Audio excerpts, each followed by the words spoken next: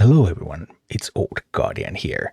In this Raid Shadow Legends video, I want to talk about buying gear, because I ended up buying this Forge Pass. Forge Pass is one way to buy gear in this game, because then you unlock this paid track and you get materials to craft a lot of gear and you get some extra gear pieces. So that's one way, and the other way is to buy some gear bundles from the store. So in this video, I'm going to take a look at a bit of both of those and also showcase all the good stuff I got from this Forge Pass. And for good gear, you of course also want good champions, so thank you Raid Shadow Legends for sponsoring this video and for providing me with this promo link. You can find it down below in the description, you can find it here on the QR code, and with this link, if you start a new account, you get Deacon Armstrong right at the start, then you get Uugo, Tagoar and Zargala a little bit later, so just a wonderful, wonderful start for the game and wonderful champions to gear up with some proper gear. So, Forge Pass. At the end of the Forge Pass, you get a set of mythical gear.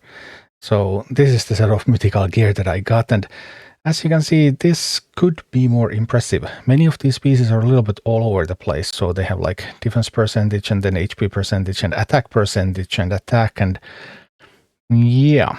Well, that weapon with attack percentage, critical damage percentage, accuracy, then HP, it's actually pretty decent, I think it could be, but they're a little bit all over the place and it's hard to roll a good piece if you just get one roll.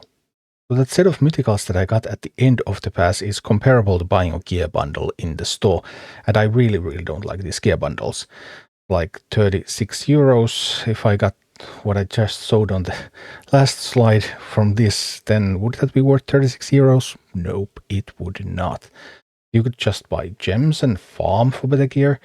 Or maybe the Forge Pass has something more to offer, because in addition to just giving you a set of gear, set of those mythicals, Forge Pass also gives you a lot of crafting materials.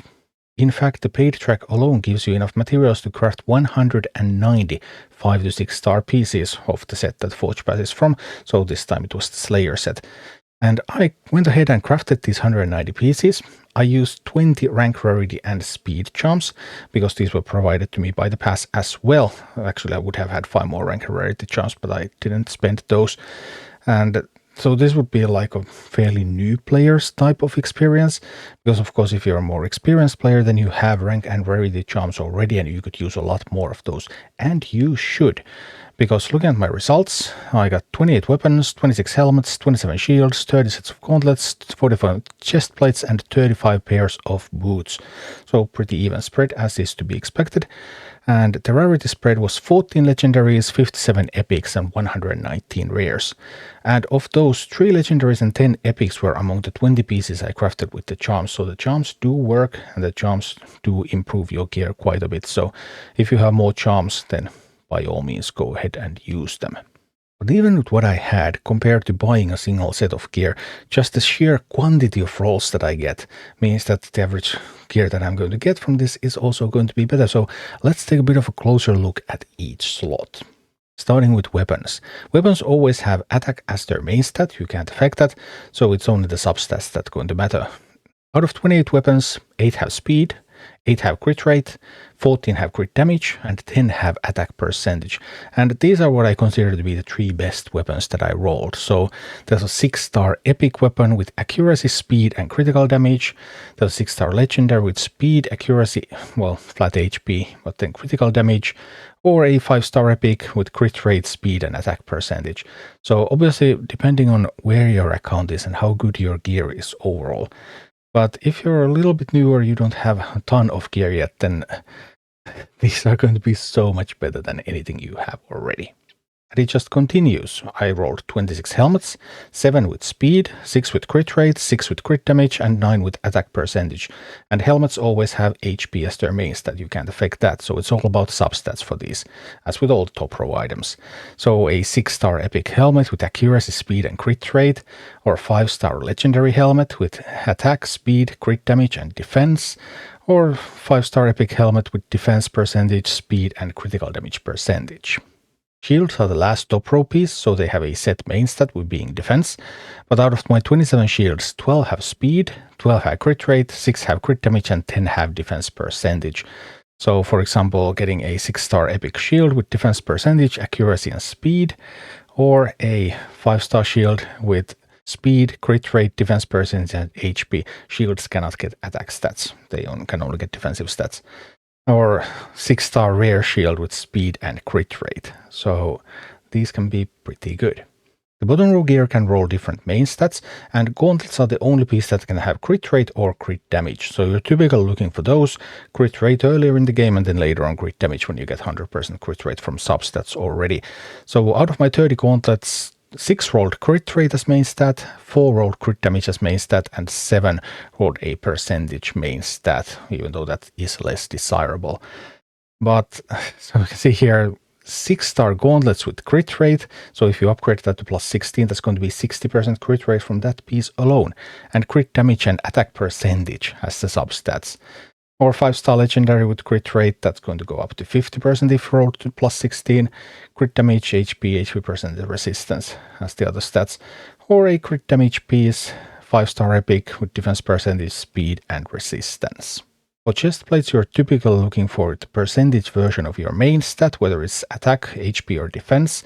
I actually rolled a little bit low on chest plates. I rolled 44 chest plates, so a lot of chest plates. 4 with attack percentage, 4 with HP percentage, 4 with defense percentage, 2 with accuracy and 10 with resistance. The other were flat stats, which is just bad. Although accuracy and resistance, of course, they also have some niche uses. So I only have like a 5-star rare with attack percentage and speed and critical damage, or a 5-star epic with attack percentage, accuracy, crit rate, resistance. Not the best possible pieces. So super good gear is not guaranteed, and it's really hard for the bottom row, especially because you first roll for the main stat and only pieces that already have a good main stat, then they get into competition with the substats. And finally, I rolled 35 pairs of boots, and 7 of them were speed boots. Boots are the only piece that can have speed as their main stat. 7 with main stat, all of them were unfortunately only rare. No epics, no legendaries. Then 5 with attack percentage, 5 with HP percentage, 5 with defense percentage, which can have some uses, although you would typically prefer speed boots. But yeah, 5-star speed boots, attack percentage and critical damage percentage, or 6-star speed boots with critical damage and accuracy, so there were some promising pieces. And out of those percentage stat pieces, 6-star legendary, defense percentage, speed, crit rate, HP percentage, and accuracy as substats. So there's some power here. So simply comparing what I have here from the Forge Pass from forging to what I can get by buying a single set, I mean, it's not really comparable at all now, is it? Because with all the rolls that I get from the Forge Pass, I will get some decent items. I might not get like great items for a very advanced account, but especially for a newer account, like 7 sets of speed boots, minimum 5 stars. That is valuable to me. Those crit rate gauntlets, I rolled more crit rate gauntlets than I had in my entire collection at this point. So yeah, this can definitely, especially early on, be account changing. Whereas buying a single set, it just doesn't do much at all. But the Forge Pass, it can do. Thank you for watching. Click like and subscribe if you enjoyed this, and a special thanks to all of my Patreon supporters, YouTube members and Twitch subscribers who make all of these videos possible.